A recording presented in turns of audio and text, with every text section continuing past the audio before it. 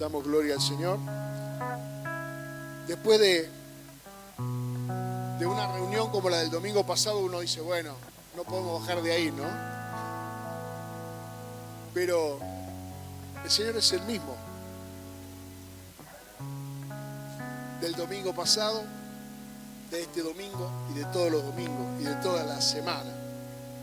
Así que lo importante no es, digamos, si la iglesia está llena o si el salón está lleno o no está lleno. Lo importante es que el Señor, que no necesita nada, es el primero en llegar.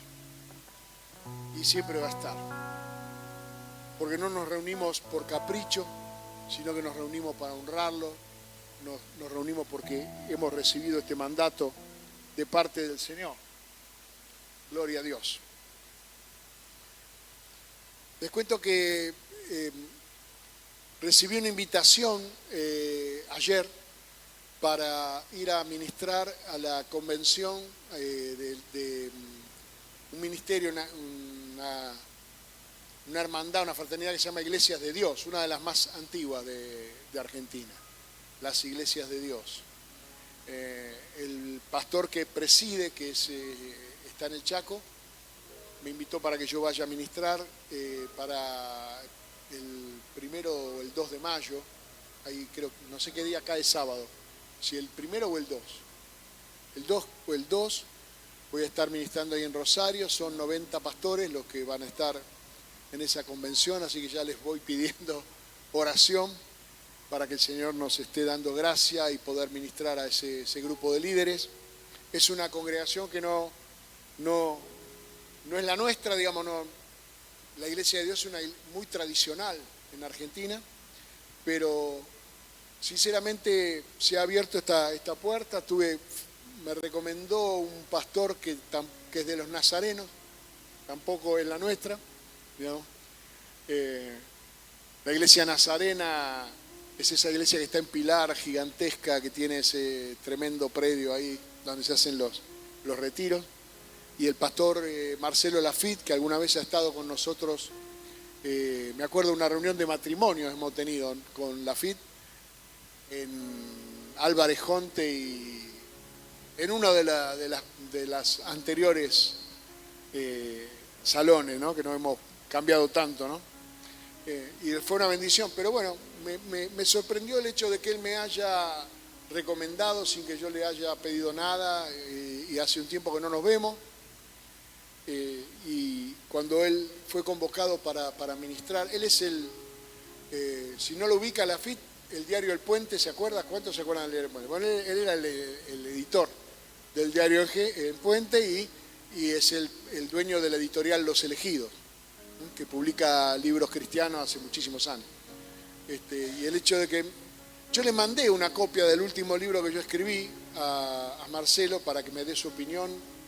Le gustó mucho, y después yo no tuve recursos todavía para editarlo, para imprimirlo, pero por lo menos sé que tengo el ok de Marcelo, un hombre que ha escrito muchos libros y ha leído muchos libros como editor.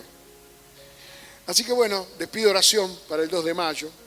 Quiero hablar de un tema de los que menos se habla en la iglesia. Creo, si mal no recuerdo, creo que la única vez que escuché a un pastor hablar sobre este tema fue a Milton Pope, allá por los años, no sé, 80s, 90s, por ahí.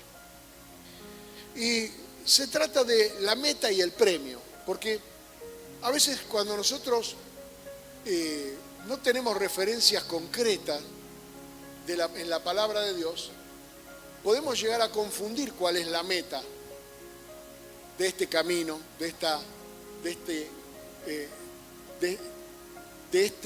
esta búsqueda del reino de Dios. ¿Cuál es la meta y cuál es el galardón? ¿No? La Biblia dice que sin fe es imposible agradar a Dios, Hebreos 11:6, que el que se acerca a Dios lo primero que tiene que hacer es creer que hay un Dios. Pero lo segundo, inmediatamente después, es que es galardonador de los que le buscan. Es decir, que la relación con Dios no es una relación pasiva. Dios está activo a nuestro favor. De hecho, oramos, le pedimos a Dios que actúe, que intervenga, que nos guarde, que nos cubra, que nos limpie, que nos sane, que nos bendiga. Todo el tiempo estamos pidiéndole a Dios, movete, mové las manos, hace algo. Pero olvidamos que nuestra relación con Él, la relación agradable, es una relación de fe. Y la fe tiene dos características. La primera es creer, que es ahí donde se queda todo el mundo. Se queda en la posición estática de simplemente creer. Creer no demanda ningún movimiento. Creer parte de nuestro corazón, de nuestra voluntad, de creer.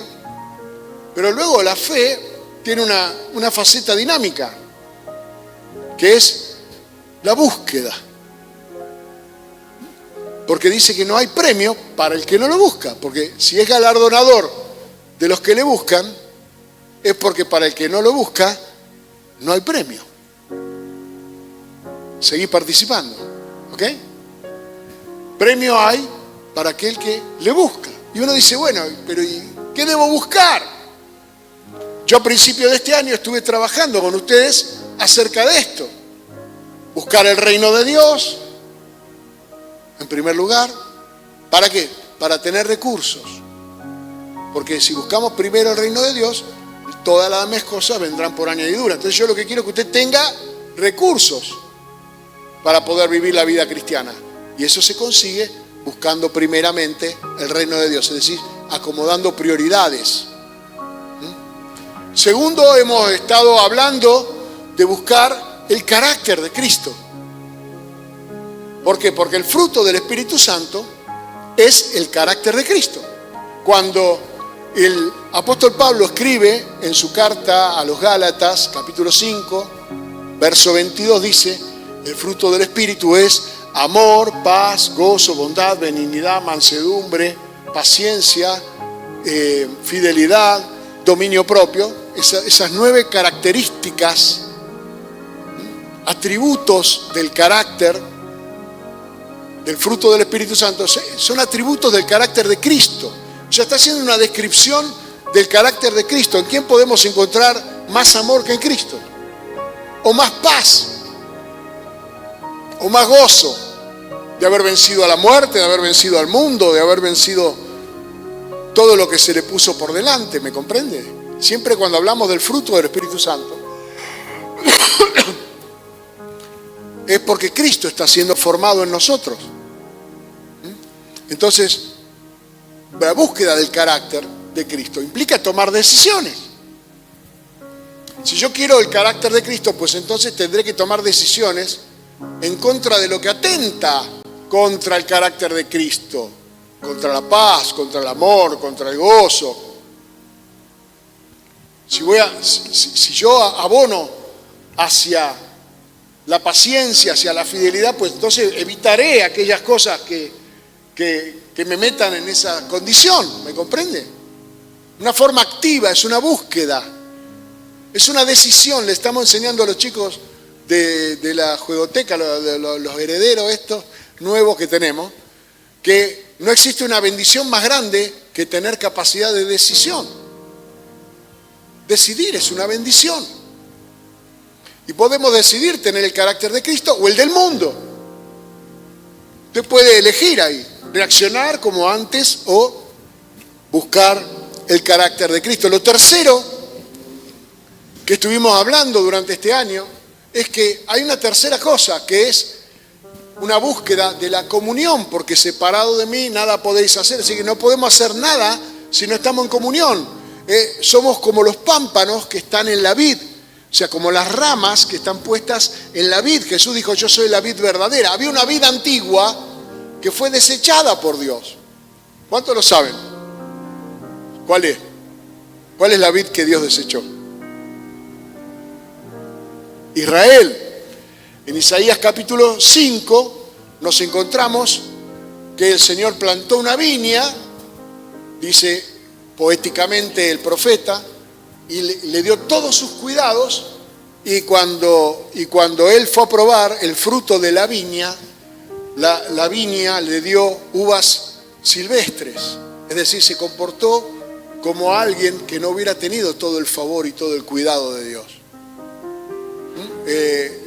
En italiano, yo tengo el grupo de los italianos, los días martes que estoy ministrando, y ellos dicen, leemos la Biblia en italiano, y en italiano es selvática. La viña le dio uva selvática, es decir, rústica, nada precioso. Entonces dice en Isaías capítulo 5, tarea para el hogar, léalo, que el Señor retira el cuidado de esa viña. Dice, total va a dar el mismo fruto. Si va a dar el mismo fruto que una viña selvática, que algo que crece naturalmente, pues entonces, ¿qué sentido tiene en la economía del Eterno prestarle su cuidado, su atención a algo que no sirve para nada? Pero cuando Cristo se presenta en Juan capítulo 15, lo estoy volviendo loco al que tiene los versículos porque estoy hablando de todas cosas que no están ahí. Jesús dice, yo soy la vid verdadera. Para que él pueda decir yo soy la vid verdadera, tenía que haber una vid que no fue la verdadera. ¿Me comprende? Que es Israel. Israel como nación, no Israel como Estado. No confundamos la política con la esencia. Israel como nación, como la descendencia de Abraham, Isaac y Jacob, no solo de Abraham. Entonces, cuando Jesús dice, yo soy la vid verdadera, Él nos da una fórmula. Él dice, todo pámpano que en mí no da fruto, será cortado, como una vid. O sea, si hay una rama que se va en vicio, que no da fruto, será cortado. Mi Padre es el labrador.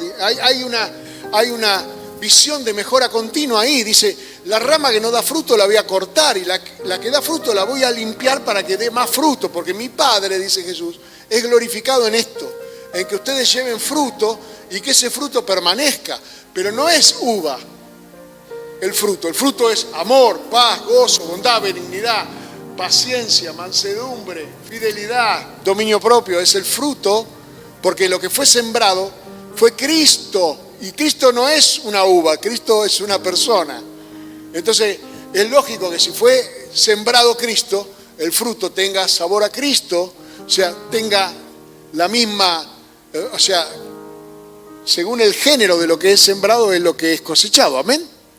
Nadie siembra semilla de, no sé, de sandía para cosechar limones. No tiene sentido. Yo que no tengo la menor idea, pero supongo que es así. Entonces, estamos hablando de que hay una tercera búsqueda, que es la búsqueda de la comunión. Es decir, ¿dónde está tu lugar en la vida? ¿De qué manera vos podés interactuar con el resto de los miembros, como dice en Efesios capítulo 4, para que el cuerpo de Cristo crezca según cada miembro ayuda al otro? Eso dice Efesios capítulo 4, para que crezcamos en aquel que es la cabeza, que es Cristo. Hubo un primer hombre que fracasó, Adán. Hubo un segundo hombre, que es el que es creado a imagen y semejanza de Dios. Pero este segundo hombre tiene Cristo en la cabeza y la iglesia es su cuerpo. ¿Entiendes? Tiene un simbolismo místico. La iglesia es el cuerpo de Cristo. Entonces, está siendo formado ese segundo Adán en Cristo Jesús. Pero la mayor parte de los cristianos abordan el cristianismo con una necesidad personal. Y pasan muchísimos años, en algunos casos, hasta que entiendan que aquellas metas personales están subordinadas a una meta corporativa, a formar parte de un plan más grande que el de que sea feliz. ¿Entiendes? Eso te pasa cuando vos madurás, ¿no?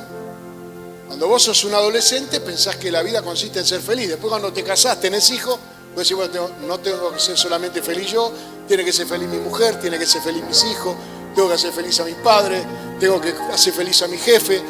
¿Me comprendés? Empieza a haber una interacción. La persona madura empieza a entender que en la interacción y en la interdependencia está la madurez. No es como el bebé que agarra su pie y se chupa el dedo solo.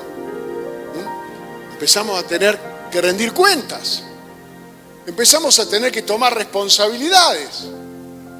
Ya nos empiezan a mirar con otros ojos. Ya no somos niños fluctuantes que un día quieren una cosa y se la compras y a los 2 minutos que se la compraste ya no le gusta más. Ya empezamos, por ejemplo, a comprar cosas que, no digo todo el tiempo, pero digo la mayor parte cuando manifestamos madurez, porque también manifestamos mucha infantilidad en muchas decisiones, ¿no? Y compramos cosas que no nos sirven, más que para pasar el rato. Pero también hacemos inversiones más duraderas, una casa, ¿no? Porque en una casa es un lugar donde voy a vivir mucho tiempo. ¿Me comprende lo que estoy tratando de decir? ¿No? Empezamos a darle, voy a comprar esto porque esto es de mejor calidad que esto otro. Y esto me va a durar más. Y esto no me va a durar nada. Entonces empezás a tomar otras decisiones con mayor grado de responsabilidad sin madurar. No digo que todos hayamos madurado, algunos todavía está como los chicos, ¿no? Quiere esto, lo quiere ya, no sé muy bien qué es lo que quiero, pero lo quiero ahora. Y entonces en esa ansiedad quemamos mucho de nuestro esfuerzo, mucho de nuestros recursos, mucho tiempo, porque el trabajo es vida, el trabajo son horas de tu vida, es tiempo que vos le sacás a tu descanso, que le sacás a tu familia, que le sacás a tus hijos, que le sacás a todo. ¿Para qué? Porque necesitas el recurso. Y hay un punto de equilibrio, hasta dónde necesitas el recurso y hasta cuándo estás exagerando. Cosas que hay que pensar. Entonces, para evitar esas intrincadas elaboraciones filosóficas, la Biblia es clara. Hay una meta. El apóstol Pablo dice, Filipenses capítulo 3, verso 13, un hombre que encontró. O sea, siempre es bueno ver a alguien que ha pasado por donde nosotros vamos a pasar. Dice que el avisado ve el mal y huye. En cambio, los simples sufren el daño. Simplemente sufren el daño. Ninguno de nosotros le va a enseñar a nuestro hijo que no debe tocarse las cosas calientes quemándolo.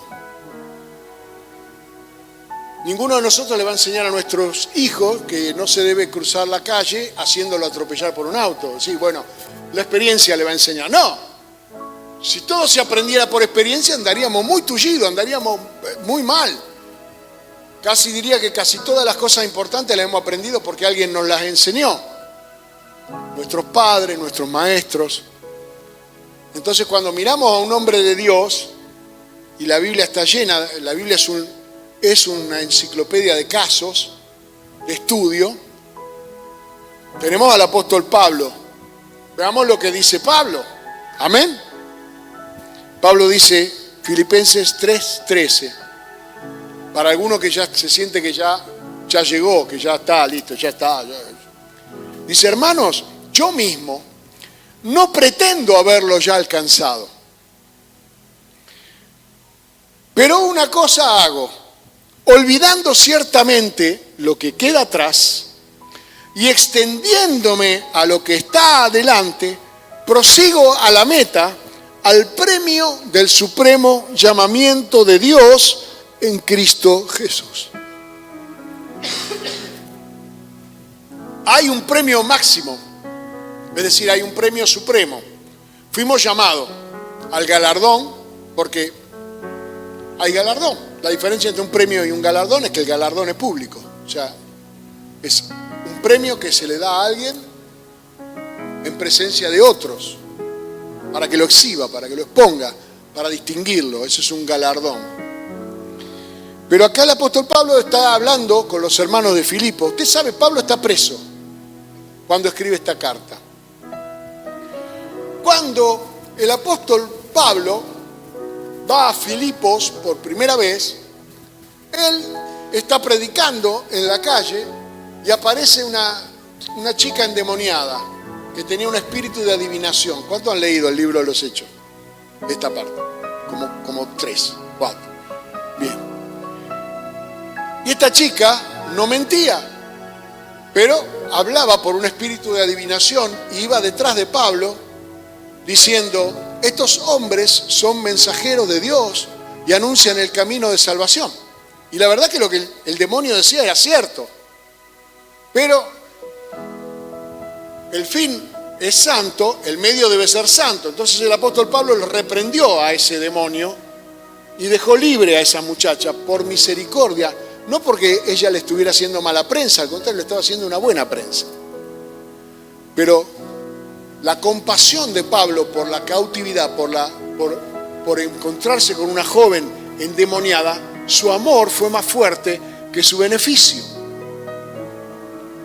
Otro podía haber dicho, pero Pablo se beneficiaba de lo que esta chica gritaba, pero él no podía soportar ver a una chica endemoniada teniendo la autoridad para liberarla, no liberarla. Es decir, perder para ganar.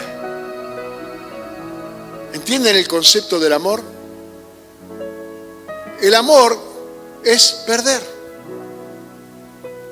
Cuando nosotros éramos individuos, hacíamos lo que podíamos, lo que queríamos. Cuando ya te casás y ya perdiste ahí. Ahí tenés que empezar a hacer concesiones. Cuando tenés hijos, recontra perdiste, por goleada, porque empezás a hacer un montón de concesiones. Y vos perdés tu independencia, tu individualidad. Tengo ganas de poner música fuerte a las 4 de la mañana, y tengo ganas de tocar la viola y no puedo, porque te empezás a ser responsable, digamos, de una vez por todas, ¿no? Entonces existe este concepto de perder con propósito. Así fue el origen de la iglesia de Filipos. ¿Qué pasó?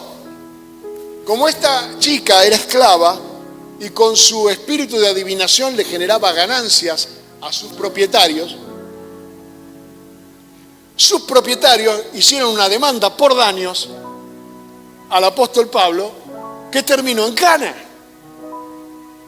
y lo metieron en una prisión por liberar a una persona endemoniada. Pero ¿qué pasa? Ahí, para los dueños, ella era una fuente de ganancias. ¿Entiende cómo ve el mundo? El mundo dice, bueno, está endemoniadita, pero bueno, pero factura, y la dejaban así.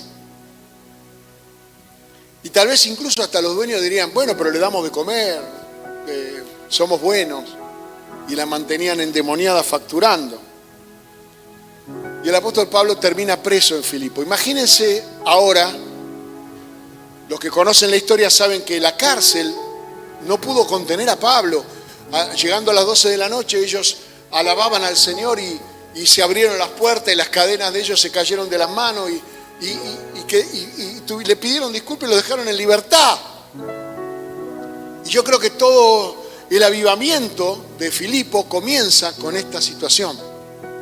Es decir, que Dios sabe transformar una aparente derrota en una gran victoria. O sea, de haber sido metido preso a haber logrado la salvación del carcelero, su familia y de muchos, yo creo que incluso de muchos presos, habrán creído en el Señor y transformaron una circunstancia horrible en un avivamiento. ¿Amén? ¿Está de acuerdo conmigo? Como Jonás, que creó un lío bárbaro arriba del barco, pero cuando se tiró al agua dice que todos se arrodillaron y adoraron al Señor. Así que Jonás dejó un avivamiento a sus espaldas cuando se tiró al agua.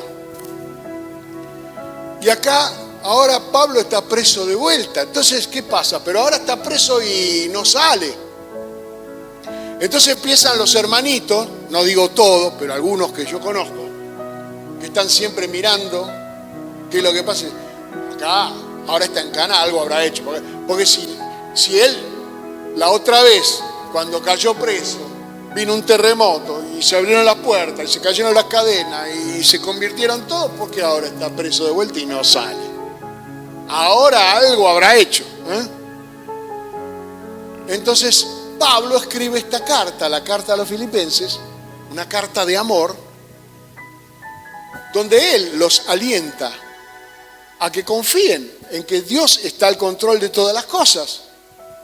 Pero en esta carta de amor, Pablo les enseña la importancia de perder con propósito. Él lo demostró. Él era capaz de perder para cumplir el propósito de Dios. Pero ¿cuántos son capaces de perder? Hay hermanos que no quieren perder ni a la bolita, nada quieren perder. No quieren perder una discusión, entonces de repente les interesa más tener razón que tener paz. Y te la siguen y te la siguen. Y vos le decís, no, bueno, está bien, hermano. No, pero y te la siguen, ¿viste? Porque le interesa más ganártela que tener paz. Y ganar una discusión está entre los frutos del Espíritu, no. Y la paz, sí. Creo que es mal negocio. Creo que es un pésimo negocio. Es un buen negocio siempre es que vos entregues algo que vale menos de lo que te dan, ¿sí o no? Te lo dice un hijo de judío. ¿Por qué? Porque no todo lo que tiene precio tiene valor. Entonces, el comercio es un intercambio de valor. Si yo te doy un valor menor y vos me das un valor mayor, yo gano. Entonces, si yo te entrego una discusión para tener paz, y la paz es eterna y es el carácter de Cristo, y simplemente darte la razón a mí no me cuesta nada. ¿Qué me importa? ¿Me entiendes? ¿De qué estamos discutiendo? ¿De la guerra del Golfo? ¿Me entiendes? ¿O a qué temperatura hierve el agua? ¿De qué estamos discutiendo? A veces discutimos cosas que no tienen sentido alguno. Entonces, tener una meta implica estar preparado para saber qué cosas vas a necesitar perder para alcanzarla. Si tenés una visión, tenés una meta, todo lo que hagas será para lograrlo. Entonces, si realmente la querés alcanzar con todo tu corazón. Y dejarás cosas que te impiden llegar y no te dolerá, porque es más importante el premio. Es una transacción favorable, porque es mayor lo que vas a conquistar que el precio que tenés que pagar. ¿Me sigues? No creo que no hay nada complicado en este razonamiento. Entonces el apóstol Pablo dice, antes de lo que hemos leído recién, en el verso 7, Filipenses 3, verso 7, dice, pero cuántas cosas eran para mí ganancia, para mí egoístamente, o sea, lo que me servía a mí, nada más que a mí, cuántas cosas eran para mí ganancia, las he estimado como pérdida por amor de Cristo. Es decir,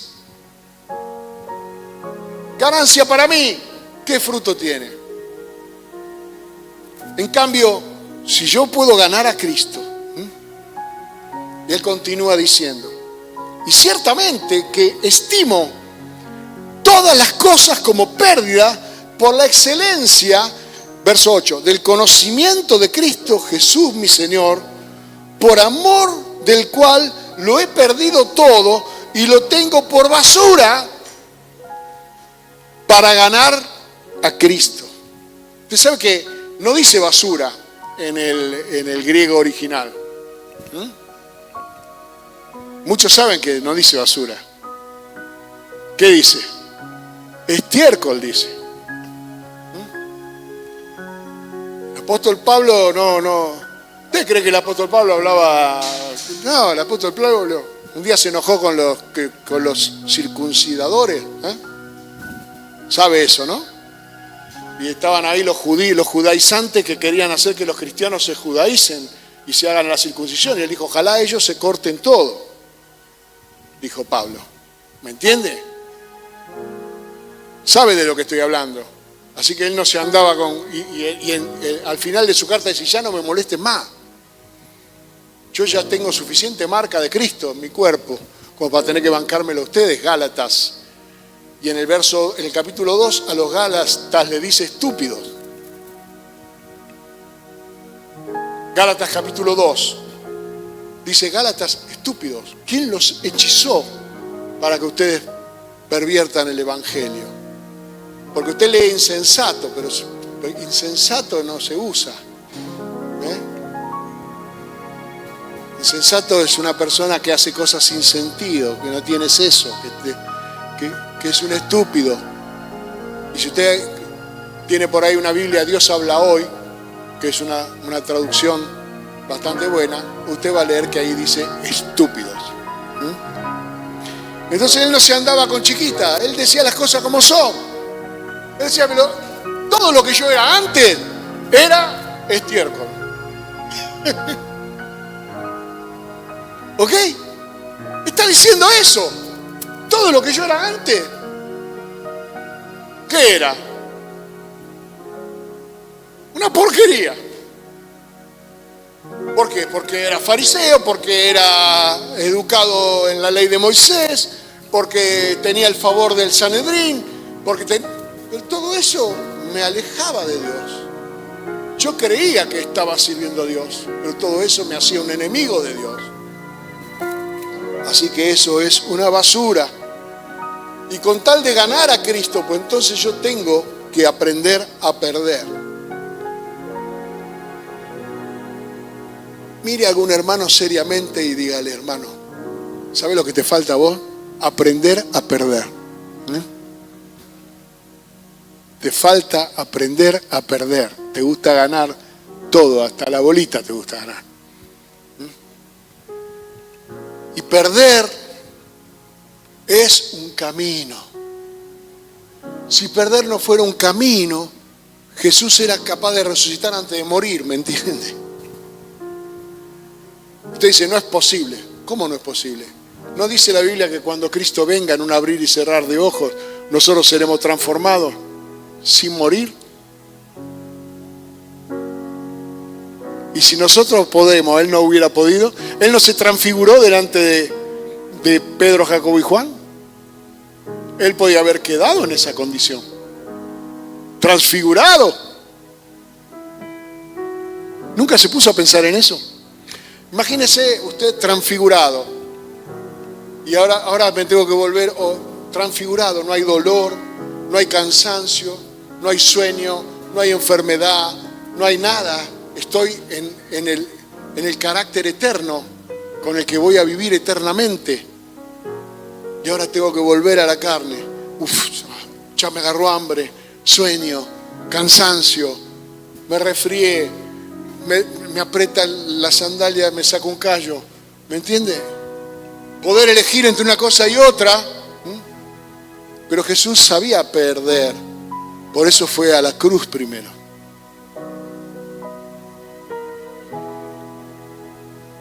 Y dice Pablo, y ser hallado en Él, no teniendo mi propia justicia, que es por la ley, sino la que es por la fe de Cristo, la justicia que es de Dios por la fe.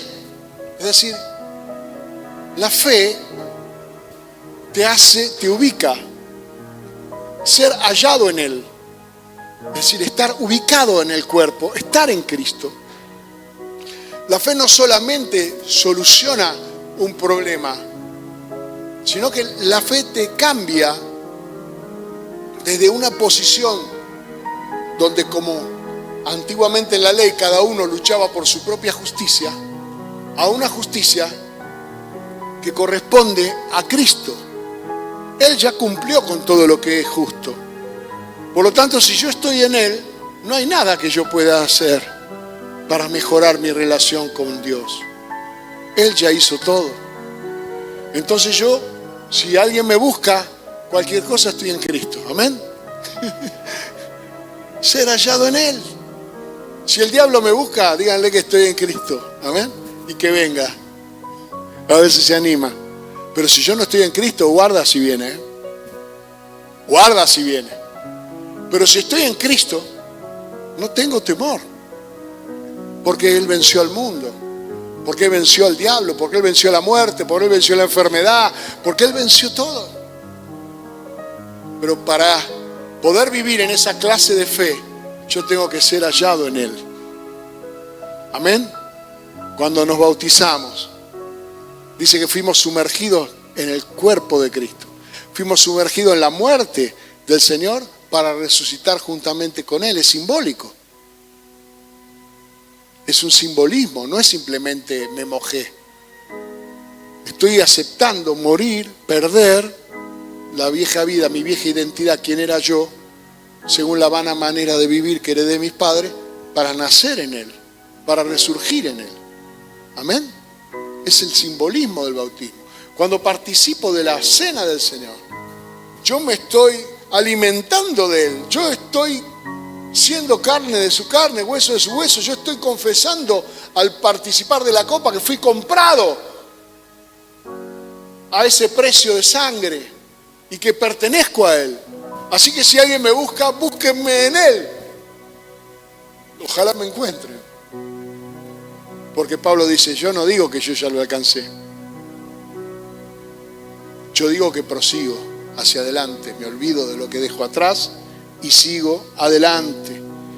Porque a fin de conocerle, dice en el verso 10, y el poder de su resurrección, algo que también quiero conocer, y la participación de sus padecimientos, es decir, Cristo murió para resucitar. Entonces Pablo dice, bueno, si yo tengo que morir, y morir también me hace más cercano, es decir, conocerlo por lo que Él pasó para poder experimentar lo que Él experimentó al resucitar.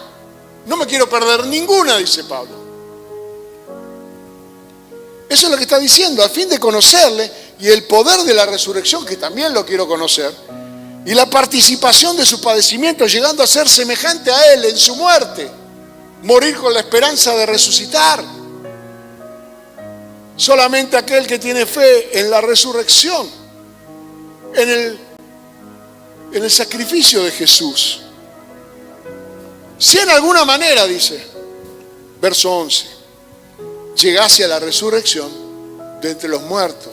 O sea, entiende que Él no está dando nada por sentado. Él solamente está seguro de las decisiones que está tomando. Él tiene la esperanza de llegar a la meta. Él tiene la esperanza de cumplir con su propósito.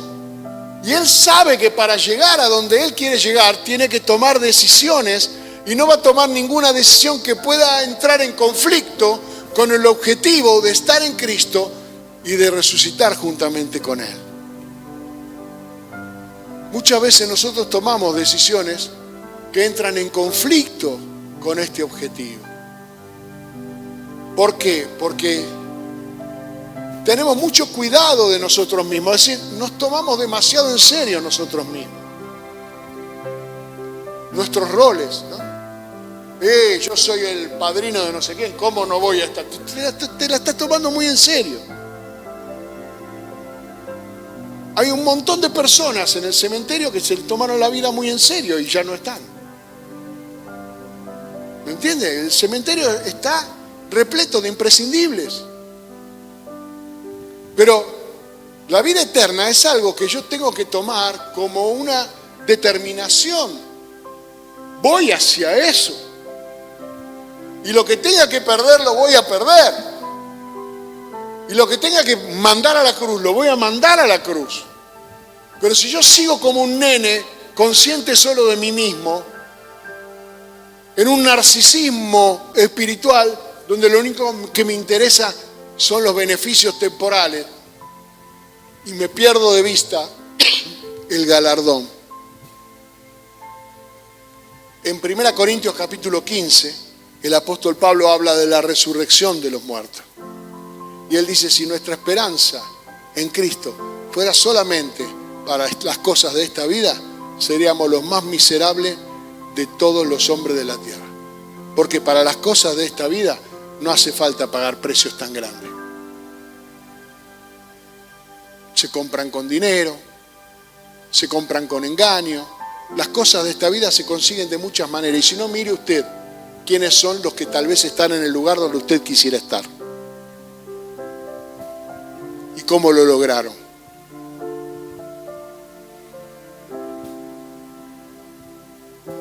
¿Me sigue? ¿O no me sigue? Tal vez usted mire y dice, oh, esa casa es la que yo quisiera tener. ¿Cómo la habrá conseguido ese? Oh, ese es el auto que yo quisiera tener. ¿Cómo lo habrá conseguido ese? Y se amarga como David en el Salmo 74. Y dice, David decía, yo los vi que prosperaban semejante a torrante. Toda esa gente que le iba bien, que se iba a dormir con la panza llena, y yo la estaba pasando mal. Y entonces un día entré al santuario y ahí me di cuenta que yo soy eterno y ellos no. Que un día ellos no estarán y yo sí. Y que todas esas casas quedarán vacías, pero la mía no. ¿Me comprende? ¿Ha leído el Salmo? Casi resbalan mis pies, dice el salmista. Por eso, en Hebreos capítulo 12, el autor de Hebreos, que para mí es Pablo, dice, por tanto nosotros también, teniendo en derredor nuestro tan grande nube de testigos, despojémonos de todo peso y del pecado que nos asedia y corramos con paciencia la carrera que tenemos por delante, puesto los ojos en Jesús, el autor y consumador de la fe, el cual por el gozo puesto delante de él sufrió el oprobio, sufrió la cruz, menospreciando el oprobio, y se sentó a la diestra del trono de Dios. Considerad aquel que sufrió tal contradicción de pecadores contra sí mismo, para que vuestro ánimo no se canse hasta desmayar. Acá el apóstol estaba hablando de una carrera. Hace un tiempo estuve escuchando a un pastor que hizo un estudio. Estas carreras que corrían los griegos se corrían en una especie de túnel, ¿no? Vos veías al que salía, los veías entrar y el que salía primero ganaba, digamos, ¿no? O sea, adentro había codazo, había de todo. Era una carrera por un pasillo. La palabra griega es agonizomai, es una agonía, digamos, es una estrechez por la cual estamos corriendo. Y dice que las paredes de ese túnel estaban pintadas con los rostros de los atletas que habían ganado anteriormente. Entonces, esos eran los que se consideraba la nube de testigos.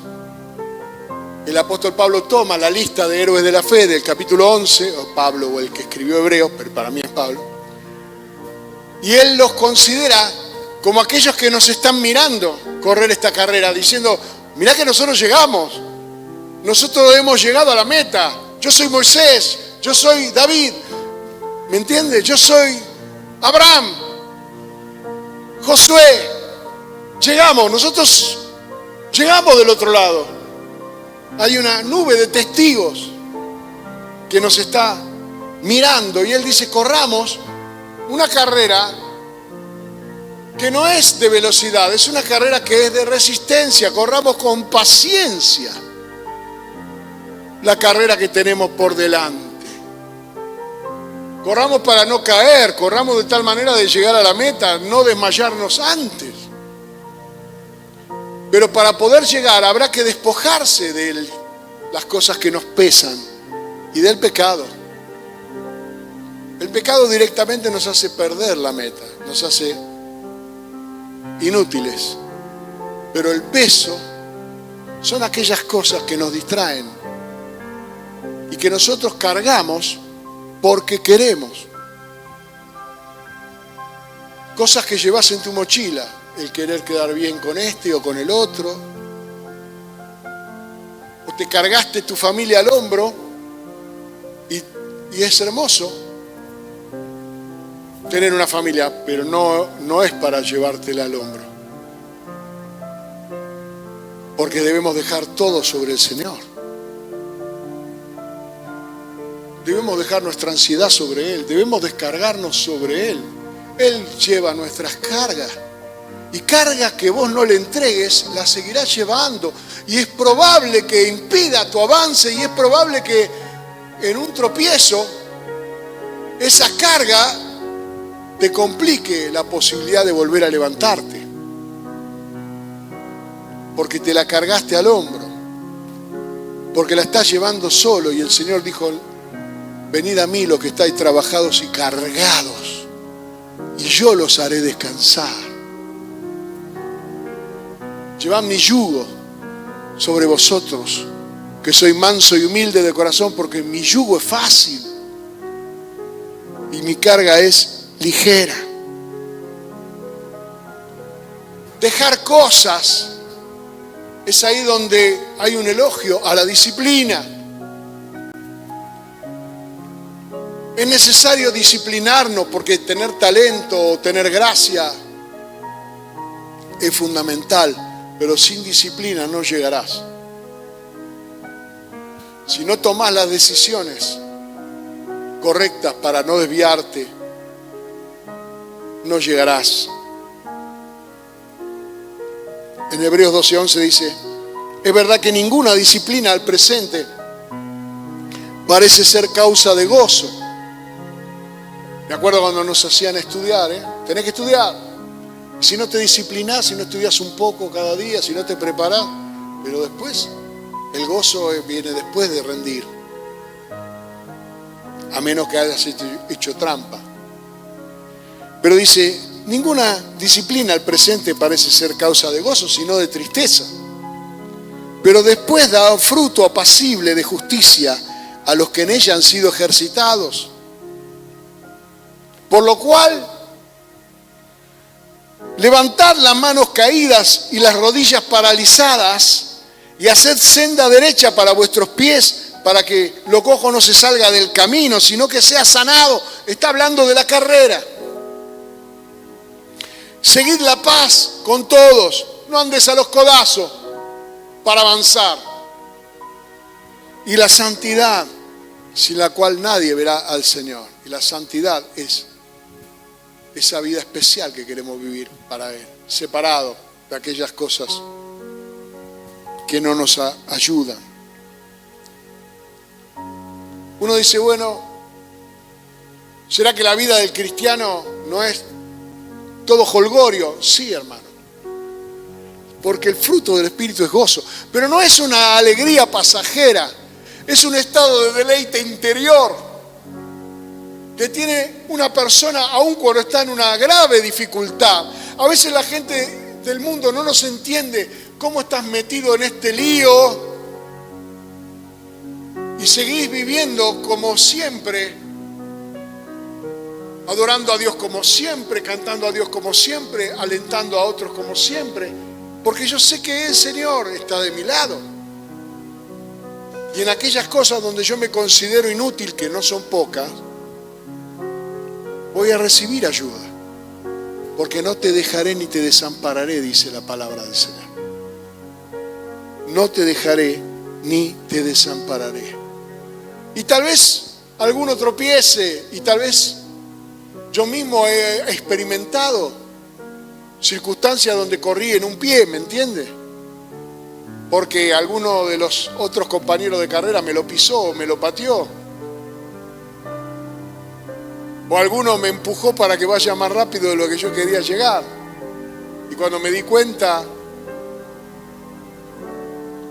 ya no podía seguir a esa velocidad. Y después tuve que estar un tiempo recuperando el aire. Porque no estaba para correr a esa velocidad, por capricho de otro. ¿Me entiende? Cada uno va a su ritmo. Corramos con paciencia. La carrera no es bueno que nosotros estemos apurando y empujando y tironeando. Cada uno lo logrará a su paso. Pero estamos para ayudar, y si vemos que uno está en un pie, pues entonces le pondremos el hombro, ¿me entiende? Para que avance, para que pueda lograrlo. De eso se trata la iglesia. Por lo cual levantad las manos caídas y las rodillas paralizadas y haced sendas derechas para vuestros pies, para que lo cojo no se salga del camino, sino que sea sanado.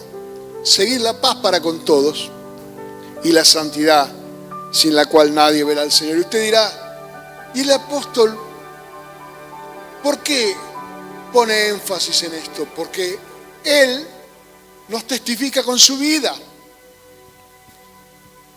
En su carta final, la carta póstuma del apóstol Pablo, la última carta que el apóstol Pablo escribió estando en prisión en Roma, él ya había sido condenado, él había tenido la oportunidad de testificar ante Calígula, que era un emperador demente, pero el Señor le había dicho que él debía dar testimonio ahí. Durante el tiempo que él estuvo encarcelado en un lugar, ahí en la Posada de las Tres Fontanas, un lugar horrible, hermano, lo hemos visto con Marga, era como un sucucho así, hacia abajo en una esquina, con una rejita. No entra el sol ahí, nada. Él escribe esta carta, evidentemente la dictó, la carta segunda a Timoteo. Una carta maravillosa, una de las más tremendas, carta de un hombre a punto de ser decapitado. Y entonces él escribe en segunda de Timoteo capítulo 4, verso 7, y le dice a Timoteo: he peleado la buena batalla, he acabado la carrera, he guardado la fe. Por lo demás, me está guardada la corona de justicia, la cual me dará el Señor, juez justo, en aquel día. Y no solo a mí, sino también a todos los que aman su venida. Un hombre que puede decir, bueno, yo ya llegué, ya está.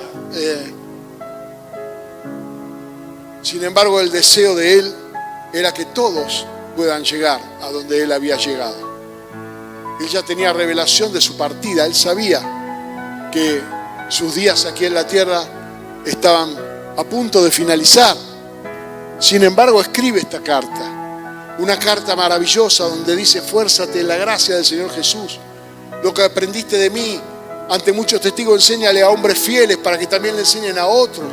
Tú como atleta, dice, presérvate. Tú como soldado, no te enredes en los negocios de la vida. Tú como un agricultor, le escribe a Timoteo, tenés que saber que hay que sembrar primero para cosechar. Y hay una serie de consejos de preparación con aquel que era su discípulo, todo relacionado con enseñarle a vivir una vida que valga la pena ser vivida. Una vida donde él ya por la fe está viendo la corona del Señor. Y hay una corona para cada uno de los que lleguen a la meta. Pero demanda básicamente una sola cosa: aprender a perder. Aprender a perder y ser disciplinado en eso. Amar es perder. Amar es sacrificio. Amar es la cruz. Amar es dar la vida por los amigos. Amar es, bueno, yo por seguir a Cristo dejo otras cosas. ¿Y esto me da satisfacción personal? Sí, pero lo más importante para mí no es buscar la satisfacción. Que la busquen los Rolling Stones, ¿me entiende? Nosotros estamos buscando el reino de Dios. El reino de Dios y su justicia.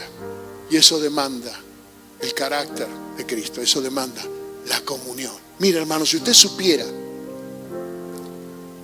cómo este camino del Señor se parece tanto a ese juego donde usted tira los dados y avanza. Cada vez que usted apuesta por el Señor, cada vez que usted se la juega por fe, usted avanza. Pero cada vez que usted empieza a juntar excusas, cada vez que usted se niega a perder, retrocede.